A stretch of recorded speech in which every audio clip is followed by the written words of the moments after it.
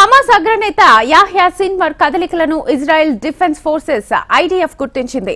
అతడు దక్షిణ గాజాలోని ఖాన్ యూనిస్ ప్రాంతంలో ఉన్న సొరంగాల నెట్వర్క్ లోనే కుటుంబంతో సహా ఉన్నట్లుగా నిర్ధారించుకుంది. దీనికి సంబంధించిన వీడియోను ఐడిఎఫ్ షేర్ చేసింది. ఇందులో అతడి భార్య, పిల్లలు, సోదరుడు ఇబ్రహీం సిన్వర్త్ కలిసి ఓ సొరంగంలో నడుచుకుని వెళ్తున్నట్లుగా కనిపిస్తోంది. సిన్వర్ చేతిలో ఓ బ్యాగ్ కూడా ఉంది. అక్టోబర్ 7 నాటి దాడులకు అతడే సూత్రధారి అని ఇజ్రాయెల్ ఆరోపిస్తోంది. పాలస్తీనా ఇజ్రాయెల్ యుద్ధానికి అతడే ప్రధాన లక్ష్యమని ఐడిఎఫ్ ప్రతినిధి డానియల్ హగారి తెలిపారు. హమాస్ సొరంగాల్లోని సీసీటీవీ నుంచి ఈ దృశ్యాలను సేకరించినట్లుగా వెల్లడించారు.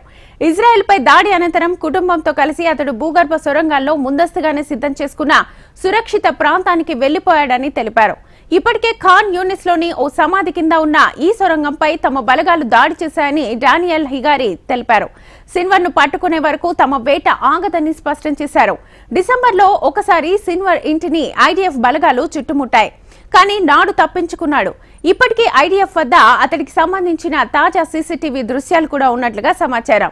వీరిలో హమాస్ రఫా బ్రిగేడ్ అధిపతి కూడా ఉన్నారని హగారి వెల్లడించారు.